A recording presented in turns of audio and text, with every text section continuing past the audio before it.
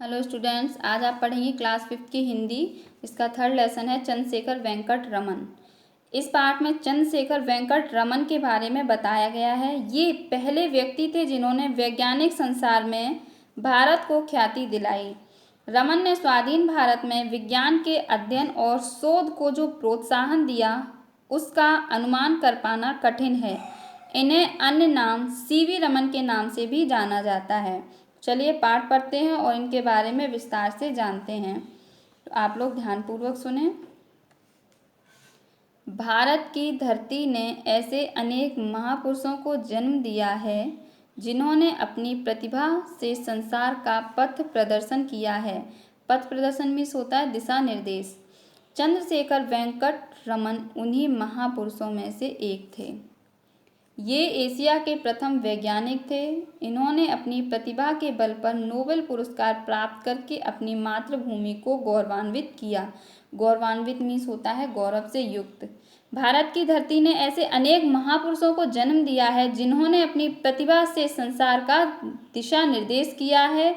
चंद्रशेखर वेंकट रमन भी उन्हीं महापुरुषों में से एक थे। ये एशिया के प्रथम वैज्ञानिक थे जिन्होंने अपनी प्रतिभा के बल पर नोबेल पुरस्कार प्राप्त करके अपनी मातृभूमि को गौरव से युक्त किया। विज्ञान को समस्त जीवन अर्पित करने वाले इस महान वैज्ञानिक का जन्म 7 नवंबर 1888 को तमिलनाडु राज्य के तिरुचिरापल्ली नगर में हुआ था। इनके पिता का नाम चंद्रशेखर अय्यर तथा माता का नाम पार्वती उम्मल था। इनके पिता एक माध्यमिक विद्यालय में शिक्षक थे। कुछ समय पश्चात वे विशाखापट्टनम के हिंदू कॉलेज में भौतिक विज्ञान के प्राध्यापक नियुक्त हुए। अपने पुत्र की शिक्षा के संबंध में उन्होंने प्रारंभ से ही विशेष ध्यान दिया। विज्ञान को समस्त जीवन प्रदान करने वाले इस महान वैज्ञानिक का जन्म 7 नवंबर 1888 को तमिलनाडु राज्य के तिरुचिरापल्ली नगर में हुआ था। रमन के पिता का नाम चंद्रशेखर अय्यर तथा माता का नाम पार्वती उम्मल था। इनके पिता एक माध्यमिक विद्यालय में अध्यापक थे। कुछ समय बाद वे विशाखापट्टनम के हिंदू कॉलेज में भौतिक विज्ञान के प्राध्यापक नियुक्त हुए। अपने पुत्र की शिक्षा के संबंध में उन्होंने प्रारंभ से ही विशेष ध्यान दिया। रमन ने 12 वर्ष की आयु में ही 10वीं की परीक्षा पास कर ली थी। इन्हीं दिनों इन्हें श्रीमती एनी बेसेंट का भाषण सुनने, लेख पढ़ने तथा रामायण व महाभारत आदि धार्मिक ग्रंथों के अध्ययन का अवसर मिला। इससे इनके जीवन पर भारतीय गौरव की अमिट छाप पड़ी। सन 1904 में ये प्रेसिडेंसी कॉलेज मद्रास, चेन्नई में उच्च शिक्षा के लिए प्रविष्ट हुए। बीएससी की परीक्षा में संपूर्ण विश्वविद्यालय में रमन अकेले ऐसे छात्र थे जिन्हें प्रथम श्रेणी प्राप्त हुई। इन्हें विज्ञान में स्वर्ण पदक दिया गया। सन 1906 में इन्होंने एमएससी में भी प्रथम स्थान प्राप्त किया। भौतिक विज्ञान विषय में मद्रास विश्वविद्यालय में प्रथम श्रेणी में उत्तीर्ण होने वाले रमन पहले छात्र थे। सन 1907 में इन्होंने दूसरे विषय में भी विशेष योग्यता के साथ एमए किया। जब रमन 12 वर्ष के थे तब इन्होंने 10वीं की परीक्षा पास कर ली। इन्हीं दिनों इन्हें श्रीमती एनी बेसेंट का भाषण सुनने, लेख पढ़ने तथा रामायण व महाभारत आदि ग्रंथों के अध्ययन का मौका मिला, जिससे इनके जीवन पर भारतीय गौरव का प्रभाव पड़ा। सन 1904 में ये प्रेसिडेंसी कॉलेज मद्रास में उच्च शिक्षा के लिए प्रविष्ट हुए। बीएससी की परीक्षा में संपूर्ण विश्वविद्यालय में रमन अकेले ऐसे छात्र जिन्होंने प्रथम श्रेणी प्राप्त की। इन्हें विज्ञान में स्वर्ण पदक दिया गया। सन 1906 में इन्होंने एमएससी में भी प्रथम स्थान प्राप्त किया। भौतिक विज्ञान विषय में मद्रास विश्वविद्यालय में प्रथम श्रेणी में उत्तीर्ण होने वाले रमन पहले छात्र थे। सन 1907 में इन्होंने दूसरे विषय में भी विशेष योग्यता के साथ एमए किया।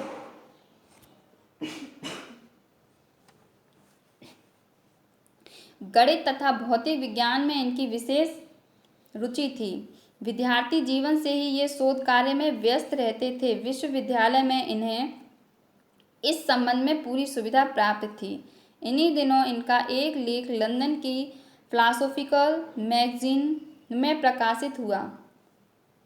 इनकी प्रतिभा से प्रभावित होकर सरकार की ओर से इन्हें विदेश में उच्च शिक्षा प्राप्त करने के लिए छात्रवृत्ति दी गई। छात्रवृत्ति मीन्स होता है वजीफा, किंतु इनके स्वास्थ्य ने इनका साथ न दिया। फलस्वरूप रमन विदेश न जा सके। इन्होंने वित्त विभाग की प्रतियोगिता परीक्षा में सर्वप्रथम स्थान प्राप्त किया, अतः वित्त विभाग में डिप्टी अकाउंटेंट जनरल के महत्वपूर्ण पद पर इनकी नियुक्ति हुई। इनका कार्यक्षेत्र कोलकाता था। गणित तथा भौतिक विज्ञान में इनकी विशेष रुचि थी। विद्यार्थी जीवन से ये शोध कार्य में होता है खोज का काम करने में व्यस्त रहते थे। विश्वविद्यालय में इन्हें इस संबंध में पूरी सुविधा प्राप्त थी। इन्हीं दिनों इनका एक लेख लंदन की फिलॉसॉफिकल मैगजीन में प्रकाशित हुआ। इनकी प्रतिभा से प्रभावित होकर सरकार की ओर से इन्हें विदेश में उच्च शिक्षा प्राप्त करने के लिए वजीफा दिया गया, किंतु इनके स्वास्थ्य ने इनका साथ न दिया, जिसके कारण रमन विदेश न जा सके। इन्होंने वित्त विभाग की प्रतियोगिता परीक्षा में सर्वप्रथम स्थान प्राप्त किया, अतः वित्त विभाग में डिप्टी अकाउंटेंट जनरल के महत्वपूर्ण पद पर इनकी नियुक्ति हुई। इनका कार्य क्षेत्र कलकत्ता था। रमन के पिता का क्या नाम था? चंद्रशेखर अय्यर, बहादुर सिंह। तो का वाले का फर्स्ट वाला है। रमन के पिता का नाम चंद्रशेखर अय्यर था। खा है रमन उच्च शिक्षा प्राप्त करने के लिए प्रेसिडेंसी कॉलेज में कब प्रविष्ट हुए? सन 1902 में, सन 1904 में। तो खा वाले का सेकेंड वाला है, सन 1904 में।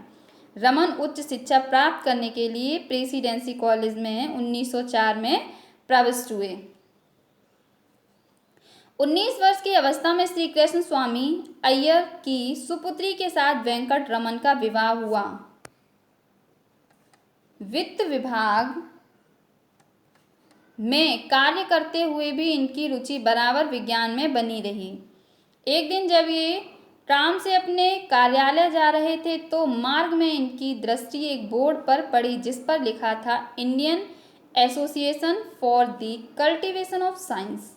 शाम को अपने कार्यालय से लौटते समय रमन वहां गए। संस्था के मंत्री श्री अमृतलाल सरकार से इनकी भेंट हुई। रमन की प्रतिभा से प्रभावित होकर अमृतलाल सरकार ने इन्हें विज्ञान में शोध करने के लिए संस्था की ओर से पूरी सुविधाएं देने का आश्वासन दिया। यहाँ रमन ने भी अपनी ओर से परिश्रम करने में कोई कसर न छोड़ी। अपने कार्यालय जाने से पहले और कार्यालय से लौटकर ये शोध कार्य में संलग्न रहते थे। इनका विषय था प्रकाश की किरणों का पदार्थों पर क्या प्रभाव पड़ता है और पदार्थ की रचना के अनुसार प्रकाश की किरणों के प्रभाव में क्या अंतर पड़ता है। साथ ही इन्होंने वाद्य यंत्रों के शाब्दिक गुणों पर भी खोज की। अपने प्रयोगों पर ज्यों-ज्यों इन्हें सफलता मिलती गई इनकी ख्याति को पंख लगते गए। कलकत्ता विश्वविद्यालय के उपकुलपति श्री आशुतोष मुखर्जी ने भी इनकी सफलता से प्रभावित होकर इन्हें कलकत्ता विश्वविद्यालय में अध्यापन कार्य करने के लिए निमंत्रित किया। चंद्रशेखर वेंकट रमन जब 19 वर्ष के थे तभी इनका विवाह श्री कृष्ण स्वामी अय्यर की सुपुत्री त्रिलोक सुंदरी के साथ हुआ। वित्त विभाग में कार्य करते हुए इनकी रुचि बराबर विज्ञान में बनी रही। एक दिन जब ये टॉम से अपने कार्यालय जा रहे थे तो मार्ग में इनकी दृष्टि एक बोर्ड पर पड़ी जिस पर लिखा हुआ था Indian association for the cultivation of science. शाम को अपने कार्यालय से लौटते समय रमन वहां गए और संस्था के मंत्री श्री अमृतलाल सरकार से इनकी मुलाकात हुई। रमन की प्रतिभा से प्रभावित होकर अमृतलाल सरकार ने उन्हें विज्ञान में शोध करने के लिए संस्था की ओर से पूरी सुविधाएं देने का आश्वासन दिया। जहां रमन ने अपनी ओर से परिश्रम किया और उसमें कोई भी कमी न छोड़ी। अपने कार्यालय जाने से पहले और कार्यालय से लौटकर ये शोध कार्य में संलग्न रहते थे। इनका विषय था प्रकाश की किरणों का पदार्थों पर क्या प्रभाव पड़ता है और पदार्थ की रचना के अनुसार प्रकाश की किरणों के प्रभाव में क्या अंतर पड़ता है। साथ ही इन्होंने वाद्य यंत्रों के शाब्दिक गुणों पर भी खोज की और अपने प्रयोगों पर ज्यों-ज्यों इन्हें सफलता मिलती गई इनकी ख्याति को पंख लगते गए। कलकत्ता विश्वविद्यालय के उप कुलपति श्री आशुतोष मुखर्जी ने भी इनकी सफलता से प्रभावित होकर इन्हें कलकत्ता विश्वविद्यालय में अध्यापन काम करने के लिए आमंत्रित किया। सन 1917 से वेंकट रमन ने भौतिक विज्ञान में अध्यापन कार्य शुरू किया। सन 1919 में श्री अमृतलाल सरकार का देहावसान हो गया। रमन ने उनके स्थान पर Indian association for the cultivation of science के मंत्री पद का उत्तरदायित्व ग्रहण किया। अब तो ये अपना सारा समय शोध कार्य में ही लगाने लगे। ध्वनि व ध्वनि तरंगों, रंग तथा प्रकाश किरणों व हीरे पर पड़ने वाली किरणों पर इन्होंने शोध कार्य किया और सिद्ध किया कि विभिन्न पदार्थों के अणुओं में भिन्न भिन्न चुंबकीय शक्ति होती है। जब प्रकाश की किरणें उन पदार्थों के अणुओं से गुजरती हैं तो उनसे भिन्न भिन्न रंग दिखाई देते हैं। सन 1917 से वेंकटरमन ने भौतिक विज्ञान में अध्यापन कार्य शुरू किया। सन 1919 में श्री अमृतलाल सरकार का देहावसान हो गया। रमन ने उनके स्थान पर Indian association for the cultivation of science के मंत्री पद का उत्तरदायित्व ग्रहण किया। अब तो ये अपना सारा समय खोज का काम करने में ही लगाने लगे। ध्वनि व ध्वनि तरंगों, रंग तथा प्रकाश किरणों व हीरे पर पड़ने वाली किरणों पर इन्होंने शोध कार्य किया और सिद्ध किया कि विभिन्न पदार्थों के अणुओं में अलग अलग चुंबकीय शक्ति होती है। जब प्रकाश की किरणें उन पदार्थों के अणुओं से गुजरती हैं तो उनसे अलग अलग रंग दिखाई देते हैं। सन 1929 में विज्ञान सम्मेलन में भाग लेने के लिए वेंकटरमन इंग्लैंड गए। इन्होंने अपने शोध परिणाम विदेशी वैज्ञानिकों के सामने प्रस्तुत किए। भारत लौटते समय इन्होंने आकाश के नीले रंग के विषय में अनुसंधान किया। इन्होंने सिद्ध किया कि समुद्र के पानी का रंग नीला होने तथा विभिन्न फूलों के रंगों के अलग अलग होने का कारण यही है कि उस पदार्थ के अणु प्रकाश की किरणों का परिक्षेपण किस प्रकार करते हैं। प्रकाश किरणों पर पड़ने वाले उस प्रभाव को ही रमन प्रभाव की संज्ञा दी गई है।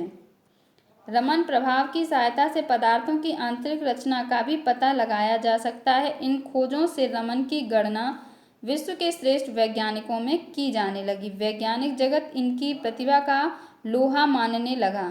इनको सन 1928 में मैथ्यूसी पदक प्रदान किया गया। सन 1929 में भारत की अंग्रेजी सरकार ने इन्हें सर की उपाधि देकर सम्मानित किया।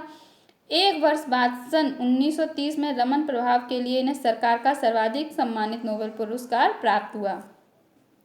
सन 1929 में विज्ञान सम्मेलन में भाग लेने के लिए वेंकटरमन इंग्लैंड गए और इन्होंने अपने शोध परिणाम विदेशी वैज्ञानिकों के सामने प्रस्तुत किए। भारत लौटते समय इन्होंने आकाश के नीले रंग के विषय में अनुसंधान किया।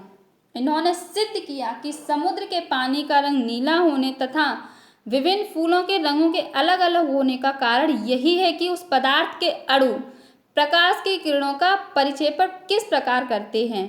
प्रकाश किरणों पर पड़ने वाले उस प्रभाव को ही रमन प्रभाव की संज्ञा दी गई है। रमन प्रभाव की सहायता से पदार्थों की आंतरिक संरचना का भी पता लगाया जा सकता है। इन खोजों से रमन की गणना विश्व के श्रेष्ठ वैज्ञानिकों में की जाने लगी। वैज्ञानिक जगत इनकी प्रतिभा का लोहा मानने लगा। इनको सन 1928 में मैथ्यूसी पदक प्रदान किया गया तथा सन 1929 में भारत की अंग्रेजी सरकार ने इन्हें सर की उपाधि देकर सम्मानित किया और एक वर्ष बाद सन 1930 में रमन प्रभाव के लिए इन्हें संसार का सर्वाधिक सम्मानित नोबेल पुरस्कार प्राप्त हुआ। सही विकल्प देखिए। गा वित्त विभाग में कार्य करते हुए श्री रमन की रुचि किस में बनी रही? विज्ञान में, अंग्रेजी में। गा वाले का फर्स्ट वाला है, इस पे टिक करेंगे। विज्ञान में। वित्त विभाग में कार्य करते हुए श्री रमन की रुचि विज्ञान में बनी रही। घा है सन 1929 में विज्ञान सम्मेलन में भाग लेने के लिए रमन कहाँ गए? America, England. घा वाले का सेकेंड वाले पर टिक करेंगे। सन 1929 में विज्ञान सम्मेलन में भाग लेने के लिए रमन इंग्लैंड गए। सन 1934 में इन्होंने बेंगलुरु में ही इंडियन इंस्टीट्यूट ऑफ साइंस की स्थापना की और इसकी सहायता से अपना शोध कार्य जारी रखा। बाद में सन 1948 में इन्होंने बंगलौर में ही रमन रिसर्च सेंटर स्थापित किया तथा जीवन के अंत तक वहां काम करते रहे। इसी वर्ष ये भारत के प्रथम राष्ट्रीय प्रोफेसर नियुक्त हुए। सन 1951 में अमेरिका की फिलाडेल्फिया इंस्टीट्यूट द्वारा रमन को फ्रैंकलिन पदक दिया गया। सन 1954 में ये भारत के सर्वोच्च सम्मान भारत रत्न से विभूषित किए गए। रूस ने भी रमन जैसे महान वैज्ञानिक की प्रतिभा को सराहा और सन 1957 में इन्हें लेनिन पुरस्कार से गौरवान्वित किया। इस प्रकार दीर्घावधि तक विज्ञान की सेवा में समर्पित यह प्रतिभावान वैज्ञानिक सन 1970 में परलोकवासी हुए। सन 1934 में इन्होंने बंगलौर में ही इंडियन इंस्टीट्यूट ऑफ साइंस की स्थापना की और इसकी सहायता से अपना खोज का काम जारी रखा। बाद में सन 1948 में इन्होंने बंगलौर में ही रमन रिसर्च सेंटर स्थापित किया तथा जीवन के अंत तक वहां काम करते रहे। इसी वर्ष ये भारत के प्रथम राष्ट्रीय प्रोफेसर नियुक्त हुए। सन 1951 में अमेरिका की फिलाडेल्फिया इंस्टीट्यूट द्वारा रमन को फ्रैंकलिन पदक दिया गया। सन 1954 में ये भारत के सर्वोच्च सम्मान भारत रत्न से विभूषित किए गए। रूस ने भी रमन जैसे महान वैज्ञानिक की प्रतिभा को सराहा और सन 1957 में इन्हें लेनिन पुरस्कार से गौरवान्वित किया। इस प्रकार दीर्घावधि तक विज्ञान की सेवा में समर्पित यह प्रतिभावान वैज्ञानिक सन 1970 में परलोक सिधार गए। जो आपको पढ़ाया गया है आप उसका अध्ययन करें। और ये जो आपका दिया गया है multiple choice, fill up, tick and cross, question answer, ये सारे नोट्स आपको ऑनलाइन प्रोवाइड करा दिए जाएंगे जिन्हें आप अपने फेयर नोटबुक पे लिखें और लर्न करें।